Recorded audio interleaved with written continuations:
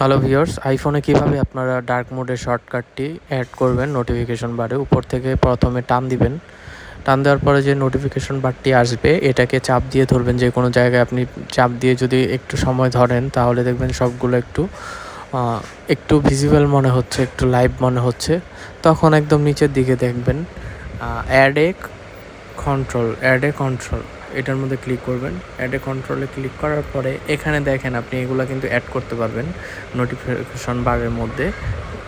এখান থেকে আমি ডার্ক মোডটাকে অ্যাড করলাম। দেখেন ডার্ক মোডটা কিন্তু চলে আসছে এখানে। এটাকে আমি চাইলে এখানে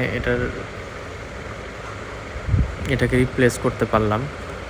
তারপর আমি আরও একটা অ্যাড করি, লো পাওয়ার মোডটা অ্যাড করি। এটাকে আমি এখানে দিই, এটাকে এখানে দিই। তো এখন দেখেন আমি কিন্তু এখান থেকে চাইলেই ডার্ক মোডটাও খুব সহজে অ্যাড করে নিতে পারবো। তো এইভাবে আপনারা চাইলে আপনার চালানোর সুবিধার জন্য আইফোনে এই ফাংশনগুলো ইউজ করতে পারবেন। তো ধন্যবাদ সবাইকে ভিডিওটি দেখার জন্য। অবশ্যই চ্যানেলটি সাবস্ক্রাইব করে বেল আইকনটি প্রেস করে রাখবেন।